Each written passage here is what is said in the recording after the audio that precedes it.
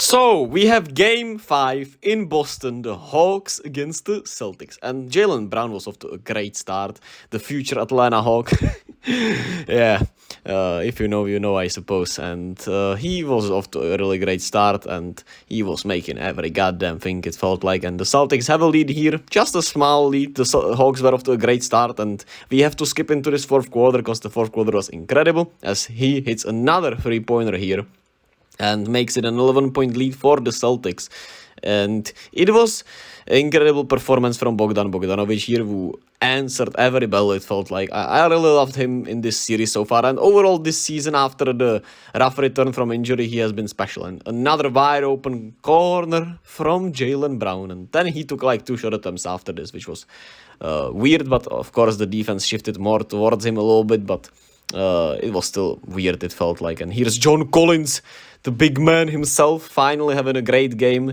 I would say it was a great game from him tonight. He had 22 points, and it was great to see him actually, try and ice Trae. Oh my god, with the nasty step back. Yeah, that's what he does. And he was great in this fourth quarter, and he makes another one as he ties the game here with 2 minutes, 40 seconds to go. Then we have to skip around because the NBA.com is bugging and they have no clips.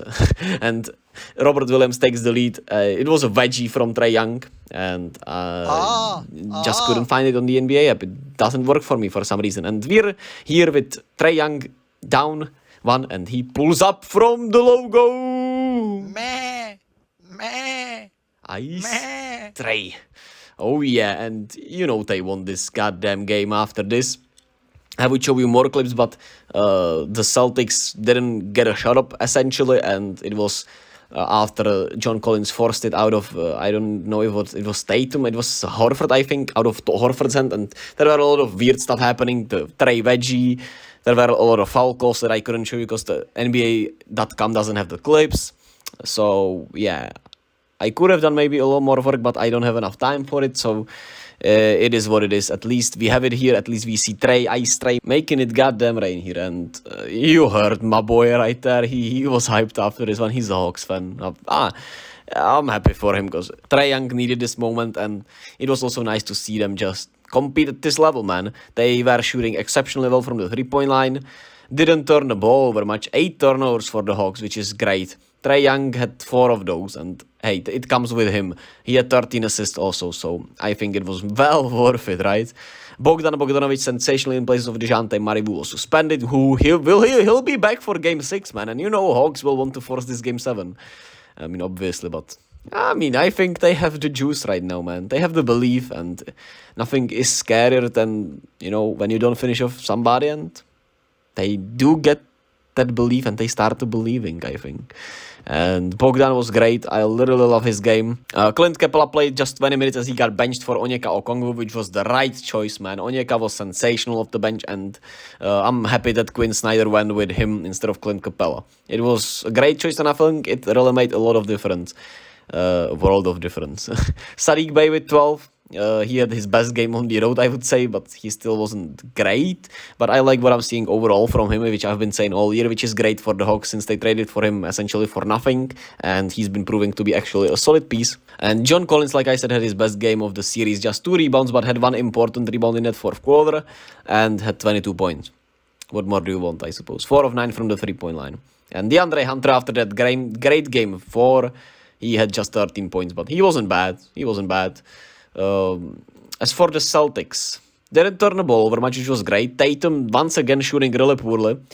Takes some really bad shot in that fourth quarter, and overall, his shot selection has been weird this series, and he's not been shooting it well.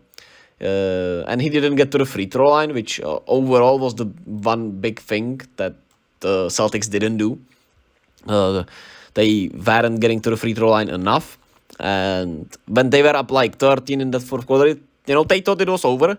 Blake Griffin got in there, you got, some weird lineups, and they kind of got too loose, and like I said, they played with their meat, as Doc Rivers would say. Shout out to him. Don't play with your meat, guys.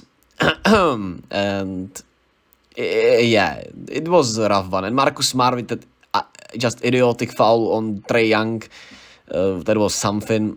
Shout out Derek White, he's been great. Jaylen Brown's been great. Al Horford had his worst game of the series, and when he missed, offensively especially, when he missed that wide open 3-pointer in the corner in the fourth quarter, I was like, damn, I did not see it coming, man. Al Horford has earned my goddamn respect in the clutch, to be fair, right? And I think I don't know if the numbers prove this, but I feel like he's making it every damn time in the clutch. So there's that. The Celtics have to head back to Atlanta, as I said, and it's going to be really interesting to watch. And the Hawks have that belief right now, and I can't wait for Game 6.